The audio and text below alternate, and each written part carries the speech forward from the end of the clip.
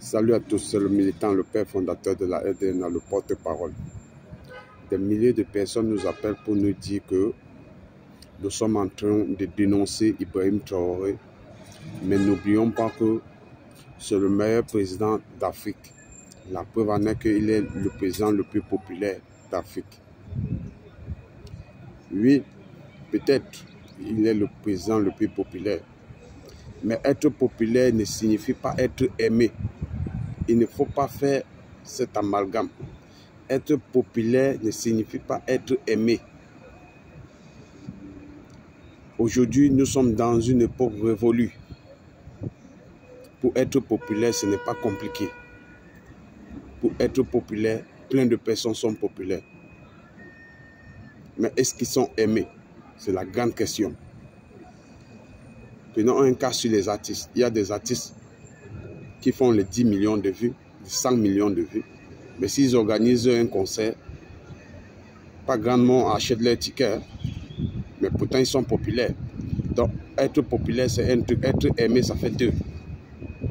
Voilà pourquoi son homologue, Oligui Nguema, lui a appelé au téléphone pour lui faire comprendre que si tu dis que tu es aimé en Afrique et au Burkina, organise les élections comme moi et tu verras que tu n'es pas aimé.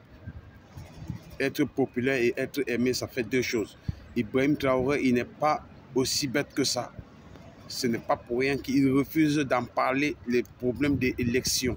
Non, tous les opposants politiques ont été emprisonnés parce que c'est un débat qu'il ne peut pas mettre sur la table.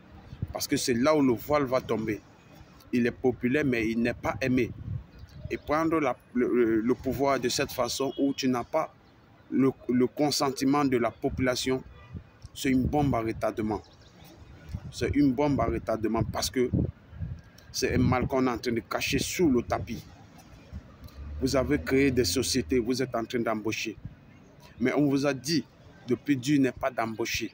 Mais le plus dur, c'est de payer les gens. Parce que si vous amenez les gens à travailler encore l'esclavage moderne, ceux dont on est en train de critiquer la France, de libérer les Africains afin qu'ils prennent leur envol, ce n'est pas pour que les leaders africains viennent maintenir encore le peuple dans un esclavage moderne.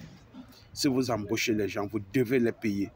Parce que dans des hôpitaux en Afrique, on sait que pour un 10 000 francs, quelqu'un peut laisser sa vie dans un hôpital.